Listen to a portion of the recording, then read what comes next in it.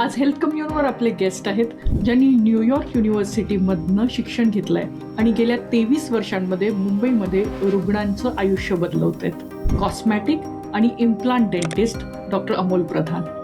Doctor Amol यांच्यासोबत आज discuss करूया फुल माउथ रिहॅबिलिटेशन म्हणजे नेमकं काय, त्याच्या सर्जिकल ऑप्शन्स काय अवेलेबल असतात, नॉन सर्जिकल ऑप्शन्स काय अवेलेबल असतात, वर्षातनं एकदा तरी डेंटिस्टकडे व्हिजिट का करावं आणि त्याचे काय फायदे होतील हे सगळं जाणून घेऊया पुढच्या 25 मिनिटात. नमस्कार doctor Amol, welcome to health commune. I am doctor Smita आणि आज छान अगदी सकाळी आपण बोलून राहिलोय. सो थँक्यू सो मच की तुम्ही टाइम काढला या गोष्टींसाठी. Thank you for having me. धन्यवाद. ठीक, आजचा टॉपिक आपण डिस्कस करूया फुल माउथ रिहॅबिलिटेशन. आणि हा एक टर्म जो लोक सर्च पण करतात आणि त्याच्याबद्दल भरपूर कमी इन्फॉर्मेशन पण आहे. I will directly get in to the discussion की फुल माउथ रिहॅबिलिटेशन म्हणजे एक्झॅक्टली काय. फुल माउथ रिहॅबिलिटेशन म्हणजे ज्या प्रकारे हा जो सेंटेन्स कॉइन केलेला आहे, जबड्याची पूर्ण बत्तीसीची treatment which does not just include दात, पण आजूबाजूला जे मस्क्युलेचर आहे जे आपल्या जबड्याला उघडतं बंद करतं त्याच्यावरती सुद्धा इलाज केला जातो. तर हा का होतो? पहिले तर तुमचे दात जे जबड्यामध्ये त्याची ज्या प्रकारे ठेवण झालेली आहे, जर का हे जे मसल्स आहेत आपले गालाचे आणि आपल्या जबड्याला उघड बंद करणारे जे मसल्स आहेत, if these muscles do not function, एकदम टाईट झाले किंवा एकदम लूज झाले, तर ज्या प्रकारे आपल्याला वरचे खालचे दात बंद होतात ते एकदम जास्ती प्रेशरनी बंद झायला लागले तर दात घासायला चालू होतात. करेक्ट. दात घासल्या गेल्यामुळे दातांची जी व्हर्टिकल हाईट आहे ती दिवसेंदिवस कमी कमी कमी कमी कमी व्हायला चालू होते. आणि आपला दात कसा असतो? एका नारळासारखा असतो. नारळ बाहेरनं एकदम कडक आहे आणि आतमध्ये नारळाचं पाणी आहे, नारळाचं खोबरं आहे. सेम प्रकारे दात जो बनलेला आहे, बाहेरनं इनामल आहे which is a very very very hard structure. आणि दाताच्या आतमध्ये दाताच्या नसा असतात, ब्लड वेसल्स असतात. तर दाताची हाईट जर का दिवसेंदिवस घासल्या गेल्यामुळे कमी कमी व्हायला लागली तर आतली जी नस आहे ती एक्सपोज व्हायला चालू होते. मग माणसाला पहिले सेन्सिटिव्हिटी जाणवायला चालू होते. हीच सेन्सिटिव्हिटी नंतर प्रॉपर दुखणं म्हणजे पेन, ठणका मारायला चालू करते. तर या स्टेजला जायच्या आधीच आपण जर का प्रॉब्लेम आयडेंटिफाय केला आणि दाताची ही व्हर्टिकल हाईट जी दिवसेंदिवस कमी होत चालली आहे ती परत रिस्टोर केली तर ह्याला थोडक्यात फुल माउथ रिहॅबिलिटेशन म्हणतात. Okay okay. तर पहिलं म्हणजे हे का होतं? आजच्या काळात stress level which is the most important contributor, सर्वात मेन आणि कॉमनली फाउंड कारण या गोष्टीसाठी is the stress level that people are having.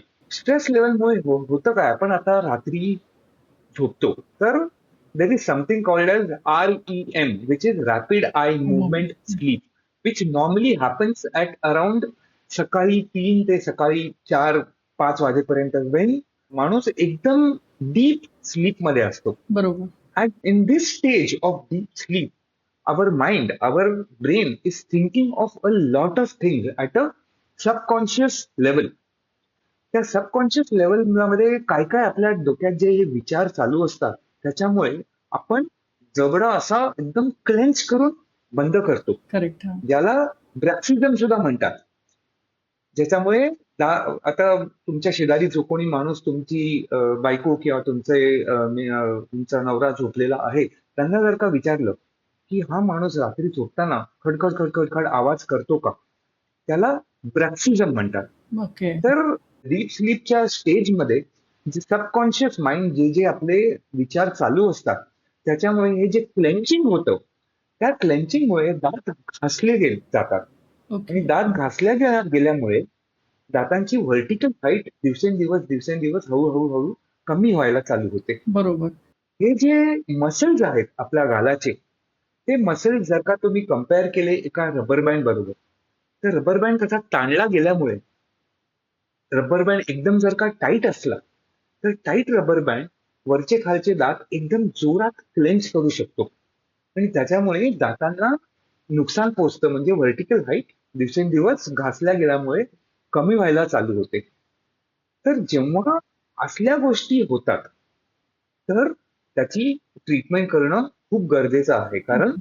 दातांच्या हाईट कमी झाल्यामुळे पुढे जाऊन खूप प्रॉब्लेम होऊ शकतात. पहिले मी सांगितल्याप्रमाणे आतली जी नस आहे ती एक्सपोज होऊ शकते, दुखणं चालू होईल, सेन्सिटिव्हिटी चालू होईल.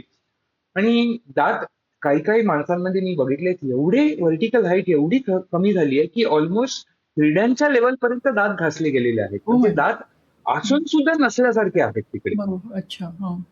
आणि दुसऱ्या टाईपची फुल माउथ रिहॅबिलिटेशन असते जेव्हा माणसाच्या तोंडात दातच नाही आहेत, तेव्हा आपल्याला जे मिसिंग दात आहेत, जे दात नाही आहेत, त्याला सुद्धा आपल्याला रिप्लेस करायला लागतं. ते सर्जिकल ऍस्पेक्ट मध्ये होतं, बरोबर. ज्याला आपण विथ इम्प्लांट्स किंवा विदाऊट इम्प्लांट्स, म्हणजे कवळी बसवणं किंवा ज्यांना कवळी नको आहे त्यांना फिक्स दात पाहिजे आहेत तर इम्प्लांट्स घालून जे नसलेले दात आपण परत त्यांना परत सेटिंग दाताचं करतोय तिकडे.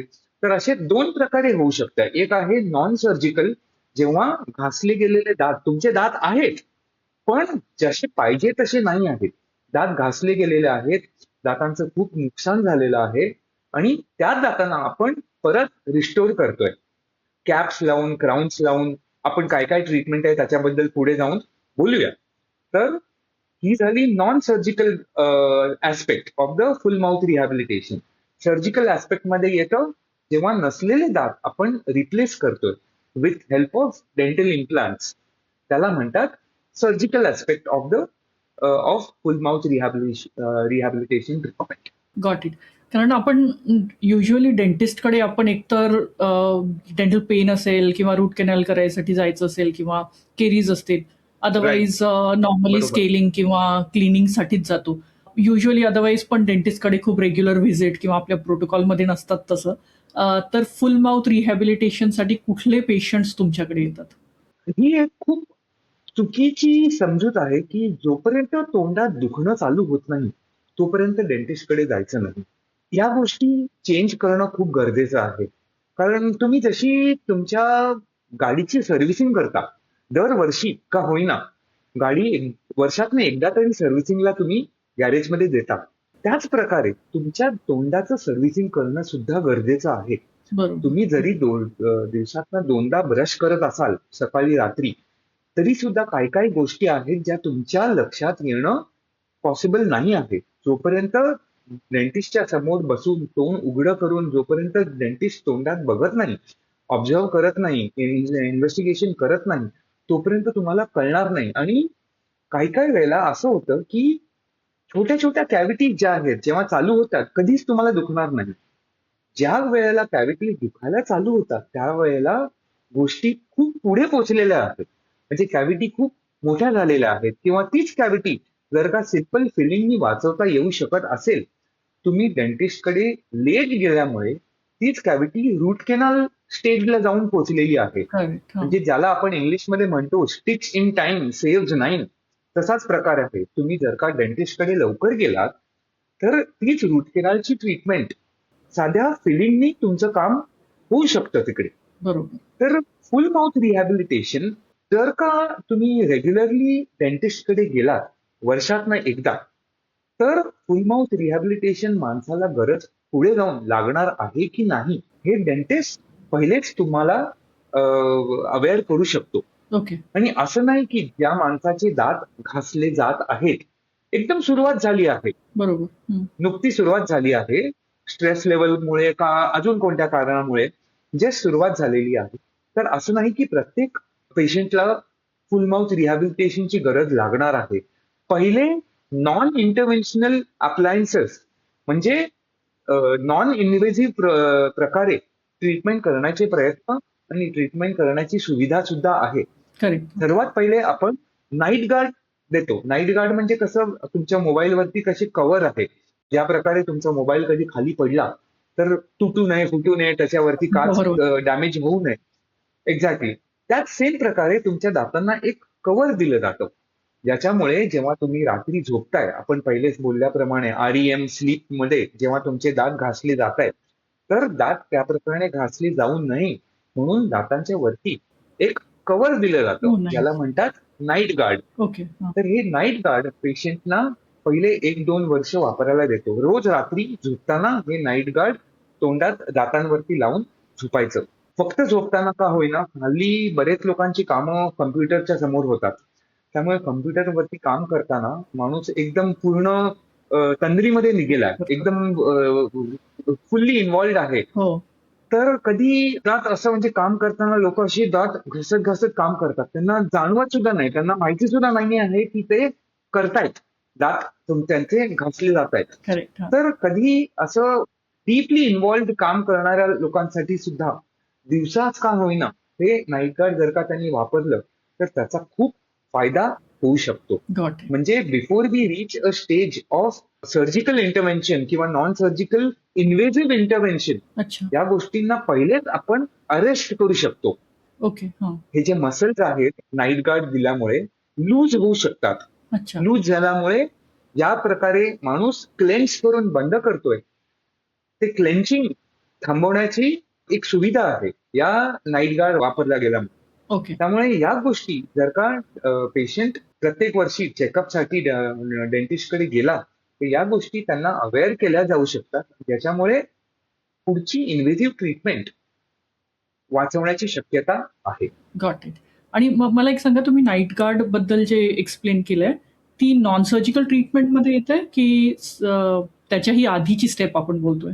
Absolutely non surgical. Night guard बनवायला एकदम म्हणजे फक्त तुमच्या वरच्या खालच्या दातांची मापं घेतली जातात. तुमचा जबडा जो आहे त्याचं थोडंसं डीप्रोग्रामिंग करायला लागतं. त्यामुळे एक वॅक्सची बाईट किंवा बाईट रेकॉर्डिंग मटेरियलनी एक बाईट घेतली जाते आणि त्या प्रकारे हा नाईट गार्ड लॅबमधनं बनवून 5 ते 6 दिवसामध्ये तयार होऊन येतं. ओके. आणि मग ते फक्त तोंडात आपल्याला दातांवरती घालायचं आहे. It's a removable appliance. त्यामुळे असं नाही की तुम्हाला 24 तास घालायचं आहे ते. हे नाईट गार्ड तोंडात असताना तुम्हाला खाता पिता येणार नाहीये. त्यामुळे खाता पिताना तुम्हाला हे काढायलाच लागणार आहे. बरोबर. हां. तुम्ही ऑफिसमध्ये आहात, कामात आहात, शाळेत आहात, जर का तुम्हाला तुमचं काम आहे, ज्या कामामध्ये तुम्हाला बरंचसं बोलायला लागतं, तर तेव्हा तुम्हाला त्या गोष्टी त्यावेळेला तुम्हाला हे काढून ठेवता येईल. Got it. तुम्हाला कंपल्सरी कधी घालायचंय? रात्री घालायचंय.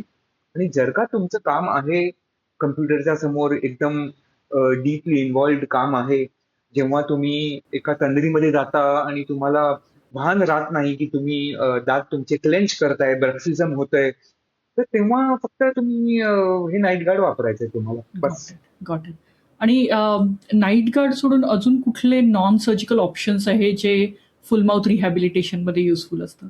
Night guard is more of a preventive हां. rather than it's not a full blown treatment. अच्छा. म्हणजे काही प्रत्येक केसेस ज्या आहेत त्या केसेससाठी आपल्याला पूर्ण दातांवरती क्राऊन लावायची गरज नाही आहे. तर before a person reaches that stage correct. आपण जर का नाईट गार्ड वापरायला चालू केलं तर it is full mouth crowns करायची वेळ येणार नाही. म्हणून हे प्रिव्हेंटिव्ह झालं.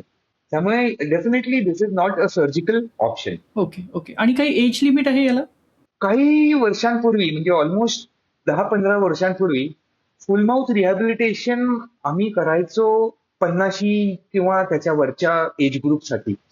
पण हल्ली I am doing full mouth rehabilitation for people 30-35च्या एज ग्रुपमध्ये सुद्धा. म्हणजे याचा सांगण्याचा हेतू हे की जरी तुमचं वय कमी असेल, तुम्ही ऐकलं असेल 20 आणि 25 वर्षाच्या माणसांना हार्ट अटॅक येऊन हो. जिम मध्ये एक्सरसाइज करताना हार्ट अटॅक येऊन पडलेत वगैरे तुम्ही ऐकलं असेल, वाचलं असेल न्यूज मध्ये, बातम्यांमध्ये. तर एवढे स्ट्रेस लेवल वाढलेले आहेत हल्ली की 30-35-40च्या आधीच्या एज ग्रुप मध्ये सुद्धा आम्हाला दात घासली जात आहेत किंवा ब्रक्सिझम चालू आहे याची चिन्ह आम्हाला तोंडात दिसायला चालू झालेली वाव. आहेत. हां. त्यामुळे हल्ली एज ग्रुप असा काही राहिलेलाच नाहीये. डेफिनेटली कमी बघायला मिळतं, पण ती 40च्या खालती केसेस हल्ली वाढतायत. वाढतायत. ओके. अजून एवढ्या नाही झालेल्या आहेत की we need to ring the alarm bells or something, पण ज्या पहिल्या नव्हत्या केसेस त्या केसेस आता 40च्या खाली बघायला आम्हाला मिळत आहेत. डेफिनेटली जास्ती केसेस असतात 50-50च्या वरती. दुसरं एक कारण आहे की हल्ली पान सुपारी जे खाणारी लोक आहेत त्यांचे दात या स्टेजला पोहोचेपर्यंत ते ऑलमोस्ट एक 50-55-60च्या एज ग्रुपमध्ये पोहोचलेले असतात. त्यामुळे जे पान खाणारी लोक किंवा हे काय म्हणतात गुटखा किंवा पान पराग खाणारी लोक जी आहेत त्यांचे दात फुल माउथ रिहॅबिलिटेशन या स्टेज पर्यंत पोहोचेपर्यंत ऑलमोस्ट एक 50-55-60च्या एज ग्रुपमध्ये ते पोहोचलेले असतात. ओके. आणि आता फुल माउथ रिहॅबिलिटेशन मधले सर्जिकल आणि नॉन सर्जिकल एक्सप्लेन करा. मला हे कळलं आहे की सर्जिकलमध्ये जेव्हा ऑलरेडी दात नसतील तेव्हा सर्जिकल ऑप्शन्स करावं लागतात. तसं नॉन सर्जिकलसाठी ॲब्सोल्यूट इंडिकेशन्स काय आहेत? नॉन सर्जिकल म्हणजे तुमचे सगळे दात मिसिंग नाही आहेत. तुमचे दात 1, 2, 4 दात जर का इकडे तिकडे काही कारणामुळे तुमचे पडले किंवा काढायला लागले, हिरड्यांचा ज्याला पायरिया म्हणतात, अशा काही काही कारणामुळे तुमचे दात गेलेले आहेत, ती वेगळी गोष्ट. पण तुमचे मेजॉरिटी दात अजूनही तोंडात आहेत. पण जे दात आहेत ते घासल्या गेल्यामुळे त्यांना ट्रीटमेंट करायची गरज आहे. तर याला नॉन सर्जिकल अप्रोच म्हणतात. सर्जिकल अप्रोच म्हणजे माणसाचे दात नाही आहेत, दातच नाही आहेत, म्हणजे 2च ऑप्शन होतात. एकतर कवळी बसवा किंवा हल्ली कोणीच कवळी वापरत नाही, कारण सगळ्यांना फिक्स दात पाहिजे असतात. जर का फिक्स दात पाहिजे असतील तर आपल्याला इम्प्लांट तिकडे घालणं गरजेचं आहे. इम्प्लांट म्हणजे बेसिकली एक टायटेनियमचा बनलेला एक स्क्रू असतो, जो आपल्या दातांची मुळं जी आहेत त्या शेपमध्ये बनलेला असतो. तर आपल्या दातांची मुळं कशी, जर का तुम्ही आपला दात एका झाडाशी कम्पेअर केला तर झाडाची मुळं कशी मातीच्या आतमध्ये असतात आणि जी माती आहे ती मुळांना पकडून धरते आणि ज्या प्रकारे झाड असं जमिनीत तुम्हाला सरळ उभं राहिलेलं दिसतं. सेम प्रकारे दातांची मुळं हाडाच्या आतमध्ये डीप आतमध्ये गेलेली असतात आणि हे हाड दातांना पकडून राहतं तिकडे. तर जर का दात पडला किंवा दात नसतील तुमची तर आपल्याला एक आर्टिफिशियल मुळं हाडाच्या आतमध्ये बसवायला लागतात, ज्याला म्हणतो आपण डेंटल इम्प्लांट. आणि या इम्प्लांटचा सपोर्ट घेऊन मग आपण दातांना पूर्ण दातांचा एक सेट तिकडे बनवू शकतो. बरोबर. आपल्या दातात जर का 32 दात आहेत तर 32 दातांसाठी 32 इम्प्लांटची गरज नसते. जर का तुम्हाला जर का तुम्ही एक इमॅजिन करा की एका माणसाला वरचे आणि खालचे दोन्ही दात, एकही दात राहिलेला नाही आहे, तर 6 इम्प्लांट वरती आणि 6 इम्प्लांट खालती किंवा 4 इम्प्लांट वरती आणि 4 इम्प्लांट खालती बसवल्यावरती सुद्धा आपल्याला पूर्ण दातांचा एक सेट बनवता येतो, ज्याला म्हणतात ऑल ऑन 4 किंवा ऑल ऑन 6 ट्रीटमेंट. जे तुम्ही वाचलं किंवा ऐकलं असेल तर त्याला सर्जिकल अप्रोच म्हणतात. जेव्हा आपण सर्जिकली हाडांमध्ये जबड्याच्या हाडांमध्ये इम्प्लांट बसवतो आणि या इम्प्लांटचा सपोर्ट घेऊन मग एक पूर्ण दातांचा सेट तिकडे फिक्स केलेला असतो या इम्प्लांटच्या वरती. याला सर्जिकल अप्रोच म्हणतात. Got it. I use to think की सगळी दातं नवी लावायची असतात, पण यू आर सेइंग की 4 किंवा 6 केले तर that will act as a support pillar आणि बाकीचे दात त्यानुसार. More than enough. That's beautiful.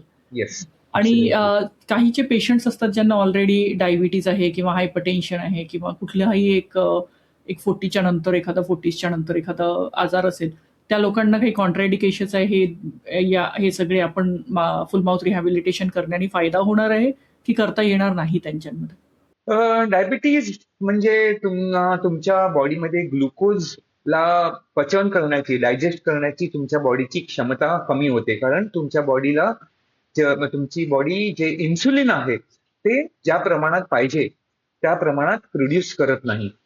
त्यामुळे तुमच्या रक्तामध्ये शुगरची कंटेंट, शुगरची मात्रा दरवेळेला slightly on the higher side असते in case of diabetic patient. तर यामुळे या केसेसमध्ये इन्फेक्शन्स होण्याची शक्यता जास्ती असते, कारण इन्फेक्शन्स म्हणजे शेवटी बॅक्टेरियाला जगायला शुगर लागते. जर का तुमच्या रक्तामध्ये शुगर जास्ती इझिली अवेलेबल असेल तर डेफिनेटली बॅक्टेरिया तुमच्या बॉडीला लवकर अटॅक करणार, किंवा जर का ऑलरेडी बॅक्टेरिया असतील, काही इन्फेक्शन असेल तर तुमच्या बॉडीमधनं इन्फेक्शन जायला जास्ती वेळ लागणार. तुम्हाला अँटीबायोटिक्सचा जास्ती हेवी कोर्सची गरज लागू शकते. तर या केसेसमध्ये इम्प्लांट करणं अशक्य नाही आहे. करता येण्यासारखं आहे. पहिले म्हणजे जर का तुमचा डायबिटीज कंट्रोलमध्ये असेल, तर डेफिनेटली डायबिटीजच्या पेशंट्सना इम्प्लांट करता येऊ शकतं. आपण सर्जिकल प्रोसिजर करायच्या आधी एक अँटीबायोटिक्सचा कोर्स चालू करतो. पहिले तर त्यांची शुगर कंट्रोलमध्ये आहे की नाही पहिले चेक करायला लागतं. जर का कंट्रोलमध्ये नसेल, तर पहिले शुगर कंट्रोलमध्ये आणायला लागते. आणि जर का कंट्रोलमध्ये असेल, तर डेफिनेटली इम्प्लांट करणं पॉसिबल आहे. एक अँटीबायोटिक्सचा कोर्स चालू करून आपण त्यामुळे डायबिटिक पेशंट्सना असं जर का दात नसतील, तर विदाऊट दात राहण्याची काहीही गरज नाहीये. त्यांना सुद्धा दात बसवता येऊ शकतात. इनफॅक्ट डायबिटीज पेशंट्समध्ये दातांचे प्रॉब्लेम जास्ती दिसतात. कारण पहिले सांगितल्याप्रमाणे इन्फेक्शन जास्ती इझिली होतात. त्यामुळे कोणाला जर का पायरिया वगैरे असेल, ज्याच्यामुळे हिरड्यांची लेवल आणि जबड्याच्या हाडाची लेवल दिवसेंदिवस कमी होत राहते इन्फेक्शनमुळे. तर या डायबिटिक पेशंट्समध्ये दात पडणं जास्ती मात्रामध्ये आपल्याला बघायला मिळतं. Got it. त्यामुळे the cases of diabetic people having dental problem is much more as compared to a normal healthy individual. Coming to heart patients again same thing. If the blood pressure जर का blood pressure कंट्रोलमध्ये नसेल, तर त्या पेशंटच्या cardiac डॉक्टरच्या बरोबर काम करून त्यांचा पहिले ब्लड प्रेशर कंट्रोलमध्ये आणून त्यांची हार्ट कंडिशन नॉर्मलला विदिन द एक्सेप्टेबल लिमिटमध्ये आणून आपण ट्रीटमेंट त्यांची डेफिनेटली करू शकतो. त्यामुळे या दोन्ही केसेसमध्ये ट्रीटमेंट करणं पॉसिबल आहे. Definitely we need to take prior precautions and we need to work in consultation with the doctors, बरोबर. हं. ज्यांच्या बरोबर यांची डायबिटीसची किंवा हार्टच्या कार्डियक रिलेटेड त्यांची ट्रीटमेंट चालू आहे. त्यांच्या बरोबर समजुतीने त्यांच्या औषधांना, त्यांच्या मेडिकेशनना कंट्रोल करून मग आपल्याला ट्रीटमेंट करता येणं डेफिनेटली पॉसिबल आहे. Got it. जे जे आपलं आज आता ऐकून राहिले आहेत आपलं पॉडकास्ट आणि माझ्यासारखे लोक, म्हणजे मला क्लेंच करायची बरीच सवय आहे. आणि एस्पेशली काम करताना आय डू दॅट. वाईल तुम्ही एक्सप्लेन करत होते, I was able to Yes. Remember की Yes. अरे आय एम बरेच डुईंग. लोक करतात. हो, I was trying to relax myself. मला एक सांगा की जर कुणी ऐकत असेल तर त्यांनी फर्स्ट स्टेप काय घ्यायला हवी, की कुणी घ्यायला हवी आणि काय घ्यायला हवी about the full mouth rehabilitation? पहिले तर तुम्ही रात्री क्लेंच करताय का दात? जर का कोणत्याही पेशंटला पहिले विचारलं की तुम्ही रात्री दात क्लेंच करता का, त्यांचं उत्तर पहिले नेहमी नाही म्हणतं. कारण त्यांना स्वतःला माहिती नाहीये की ते करतायत की नाही. कारण ही क्लेंचिंगची जी हॅबिट आहे ती होते रात्री तुमच्या डीप स्लीपमध्ये. त्यामुळे कोणत्याच माणसाला माहिती नाहीये की ते क्लेंच करतायत की नाही करतायत. Got it. त्यामुळे the best person to know whether हा गृहस्थ दात क्लेंच करतोय की नाही is the partner who sleeping next to the person. त्यामुळे पहिले त्यांच्या फॅमिलीला इन्व्हॉल्व करणं जास्ती गरजेचं आहे, की विचारायला की हा माणूस रात्री झोपताना क्लेंच करतोय की नाही याच्यावरती जरा पहिले थोडंसं लक्ष द्या. आणि त्यांच्या फीडबॅकच्या हिशोबाने नंतर मग आपल्याला कळू शकतं की ह्याला ट्रीटमेंटची गरज लागणार आहे की नाही. पहिले night guard, definitely the first step is always to make a night guard. That is a first step always in any given case. हे झालं एक उत्तर. दुसरं झालं, बरेचसे पेशंट सकाळी जेव्हा उठतात त्यामुळे क्लेन्झिंग केल्यामुळे त्यांना एक इकडे डोकं दुखतं, म्हणजे साईडला कानाच्या वरती, म्हणजे टेम्पल एरिया आपण ज्याला म्हणतो, त्या एरियामध्ये एक स्लाइड, कारण हे मसल्स इकडचे असे ताणले गेलेले असतात पूर्ण रात्री तुमच्या क्लेन्झिंगमुळे. त्यामुळे सकाळी उठल्या उठल्या पेशंट म्हणतात की डॉक्टर सकाळी उठल्या उठल्या मला इकडे साईडला एक हलकंसं डल पेन होत असतं दरवेळेला. तर that is a good enough symptom and sign to know that, to at least think in that direction की हा माणूस क्लेंच करणारा माणूस असू शकतो. त्यामुळे असली काही 2-3 सिम्पटम्स आहेत ज्या आपण जर का याच्यावरती लक्ष दिलं तर पुढची ट्रीटमेंट करणं, म्हणजे अवेअरनेस, ऍटलीस्ट अवेअरनेस करणं जास्ती आपल्याला समजू शकतो. I think. आणि शेवटचा प्रश्न विचारते यामध्ये, या अंडरस्टँडिंग फुल माउथ रिहॅबिलिटेशनमध्ये, की आजकाल मी बघते की छोटी मुलं, कारण तुम्ही जेव्हा एक्सप्लेन करताय तर मला बरेचसे लोक दिसत आहेत जे क्लेंच करतात Right. फोनवर असताना वगैरे. मुलांना, छोटी मुलं जी असतात, टीनेज म्हणा की ना, यांना हे सुटेबल आहे की त्यांना कॉन्ट्राइंडिकेटेड? टीनेज मुलांना अजून तरी टू बी व्हेरी ऑनेस्ट अजून अशी ऍक्टिव्हली कधी गरज लागली नाही आहे. तरी 2-4 केसेसमध्ये मी नाईट गार्ड्स दिलेल्या आहेत टीनेजर्ससाठी सुद्धा.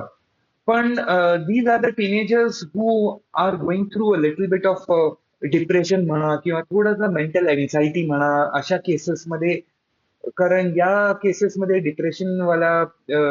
डिप्रेशनवाला पेशंटसाठी क्लेन्सिंग वगैरे definitely the chances of these patients going through clenching और they being a bruxism patients are much more higher. त्यामुळे ओके. डेफिनेटली नॉर्मल टीनेजर्सला तरी गरज नाहीये, पण ज्या पेशंट्सना थोडासा एक मानसिक थोडासा आधाराची गरज आहे, त्या पेशंटसाठी गरज लागू शकते नाईट गार्डची. म्हणजे ऍक्टिव्ह ट्रीटमेंट ना म्हणे होईना, पण थोडंसं ऍटलीस्ट नाईट गार्डची गरज लागू शकते त्या पेशंटसाठी. And that was Dr. Amol Pradhan speaking about full mouth rehabilitation. अशा इन्फॉर्मेशनसाठी आम्हाला फॉलो करा. I am doctor Smita and you are listening to health commune. Real doctors, real answers.